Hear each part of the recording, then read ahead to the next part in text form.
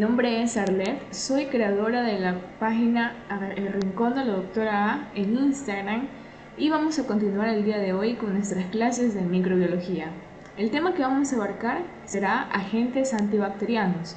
Recuerden que todas mis presentaciones, diapositivas, apuntes, tanto de microbiología como de cualquier materia, serán subidas a UDocs totalmente gratis para que ustedes puedan descargar y utilizar en caso de que las requieran en algún momento, ¿sí? Si es que no saben cómo usar UDocs o si no saben qué es UDocs, simplemente me escriben a mi Instagram y yo les puedo ayudar y dar las indicaciones para que ustedes puedan acceder a todo este contenido. Sin más, vamos a iniciar la clase con este tema. Vamos a dividir en tres secciones: en terminología, en la parte de los mecanismos de acción de los antibióticos y las aplicaciones terapéuticas. En cuanto a terminología, tenemos algunos conceptos básicos que se deben conocer al momento de topar esta temática, como es el caso del antibiótico tanto bacteriostático como el antibiótico bactericida. ¿Por qué? Porque el antibiótico bacteriostático se diferencia del bactericida, ya que este simplemente va a inhibir el crecimiento de la bacteria, pero no la va a matar ni a destruir, como es el caso del antibiótico bactericida, que este específicamente sí la va a destruir. Aquí también tenemos lo que significa la sinergia antibiótica, que no es más que la combinación de dos antibióticos que poseen una mayor actividad bactericida cuando se emplea juntos, en comparación con la actividad de cada antibiótico pues cuando se utilizan por separado. Luego tendremos también el antagonismo antibiótico, que no es más que la combinación de antibióticos en la que la actividad de un antibiótico interfiere en la actividad del otro, es decir, la suma de la actividad es menor que la actividad del fármaco individual más activo. Esos serían como los conceptos claves o los más importantes que podemos ver y destacar de esto. A continuación ya nos meteremos y ya hablaremos acerca de los mecanismos de acción de estos antibióticos como tal y tendremos ya la certeza de saber cómo y dónde van a actuar. Aquí he traído un esquema que también lo pueden encontrar en mi página de Instagram, @elrincondeladoctora, donde prácticamente simplifica y demuestra cuáles son estos tipos o estos lugares donde van a actuar estos antibióticos. Entonces, si nos damos cuenta, vamos a tener que van a estar divididos tanto en la pared celular, en la síntesis de proteínas, en la síntesis de ARN, en la replicación del ADN, o puede ser incluso de los antimetabolitos. Y en cada uno de estos lugares de la bacteria vamos a encontrar diferentes tipos de antibióticos como tal que van a ser útiles para poder actuar en estos sitios y poder así ganarle la batalla a estas bacterias como tal. He traído aquí un resumen que prácticamente ya indica cuál es la función que tienen estos antibióticos sobre estos sitios de acción en la bacteria. Por ejemplo, comenzaremos con los antibióticos que actúan a nivel de la pared celular. Por ejemplo, las penicilinas, las cefalosporinas, las cefamicinas, los carbapenémicos y los monobactámicos.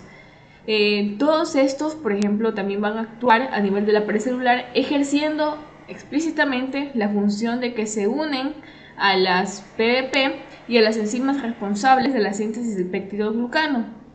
Todos estos fármacos van a realizar esta función, pero dentro de la pared celular también podemos encontrar otras funciones, por ejemplo lo que hacen los beta-lactámicos o inhibidores de la beta-lactamasa, que es que se unen a las beta-lactamasas y previenen la inactivación de la enzima del beta-lactámico.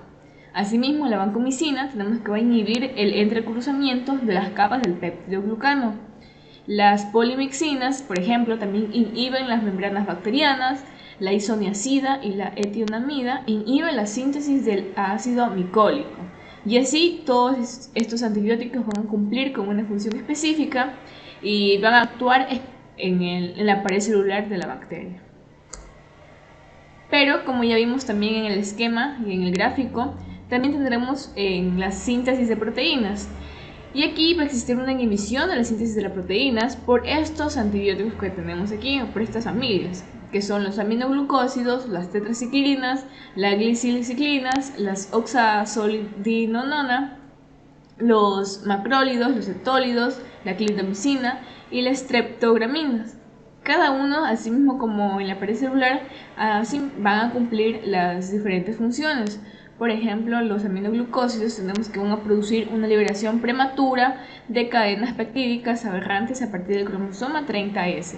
Y así, por ejemplo, en el caso de las glicilciclinas, se van a unir al ribosoma 30S y previenen la iniciación de la síntesis de las proteínas.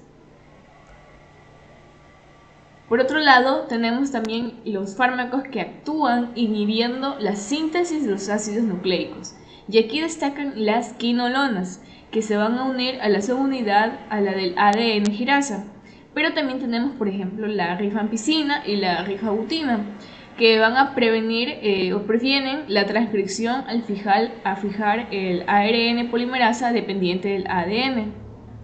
Y por último, el metronidazol, que este va a desestructurar como tal el ADN bacteriano.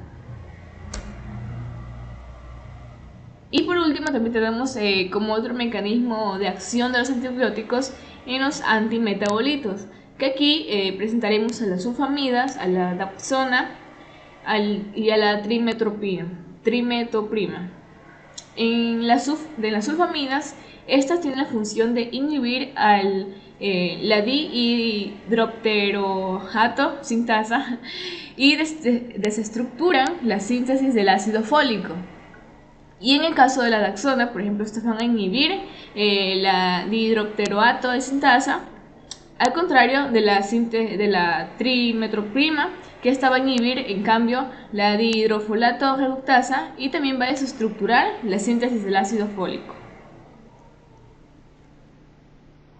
Vamos a ver ahora también las aplicaciones terapéuticas que van a tener estos tipos de antibióticos. ¿Cuándo se los van a usar? ¿En qué tipo de bacterias se los van a usar? Y así, de manera resumida, he traído estos esquemas que prácticamente nos van a indicar cuáles son estas aplicaciones terapéuticas dependiendo de los tipos de antibióticos.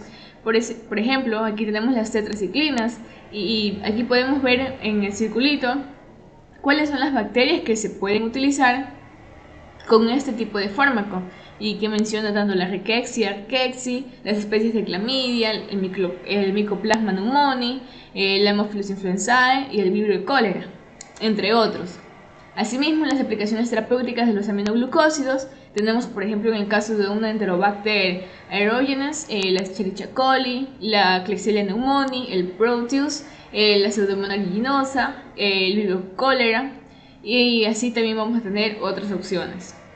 Y aquí también podemos ver tanto las cefalosporinas de primera, segunda y tercera generación, y cada una nos va a indicar el fármaco que se encuentra en este tipo de generación. Por ejemplo, de la primera generación tenemos la cefazolina, el cefadroxilo, la cefalexina, la cefalotina, la cefapirina y la cefradina. Entonces estos, por ejemplo, van a actuar específicamente en los cocos gram positivos y en los bacilos también gram negativos. Y ahí ponemos unos ejemplos, por ejemplo, de cocos gram positivos. Vamos a encontrar el Staphylococcus aureus, el Staphylococcus epidermidis, el Streptococcus pneumoniae y el Streptococcus pyogenes. Por el contrario, las cefalosporinas de segunda generación, tenemos que aquí vamos a encontrar tanto el cefaclor, el cefamandol, el cefonicid, el cefmetazol, el cefetetan. Y no menos importante, también la cefoxitina, la cefuroxima y la cefuroxima acetil. Entonces aquí, por ejemplo, van a actuar ya en cocos gram positivos, en cocos gram negativos y en bacilos gram negativos. Que aquí en el cocos gram positivos, por ejemplo, pueden actuar en el Streptococcus pneumoniae, el Piógenes y los anaerobios. En los cocos gram negativos, como es el caso de la Neisseria gonorrhoeae. Y en los bacilos gram negativos tenemos al Enterobacter aerogenes, al Escherichia coli, al Klebsiella pneumoniae, al Proteus mirabilis y al Haemophilus influenzae.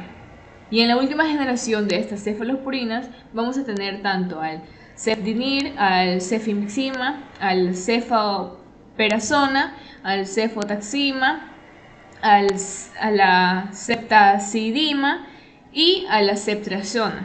Entonces estos van a actuar en cambio en las bacterias Coccus gram negativos y en los bacilos gram negativos, es decir, en Neisseria gonorrhoeae, como es el caso de un coco gram negativo, o en el caso del bacillus gram negativo, como por ejemplo el Escherichia coli, la Klebsiella pneumoniae, el Proteus mirabilis y así, entre otros tipos también.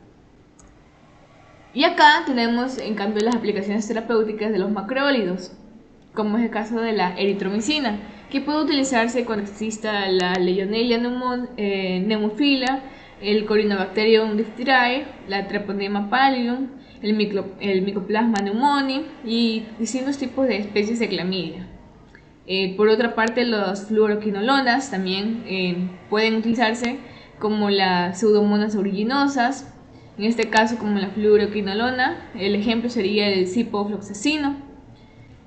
Y acá, por el lado de la derecha, tenemos aquí las combinaciones del trimetoprima y el sulfametoxazol, que puede usarse en la Neisseria gonorrhoeae, en la Neisseria meningitidis, en el Clostridium difficile, en el Pneumocystis jirovecii, en el Escherichia coli, en el Haemophilus influenzae, en la Legionella pneumophila, en el Proteus mirabilis y así. Y al final, que bueno, ahí no indica, pero por ejemplo estos son los usos de la penicilina G. Y la penicilina G puede utilizarse tanto en cocos gram positivos, en espiriquetas, en organismos anaerobios, en cocos gram negativos y en bacilos gram positivos.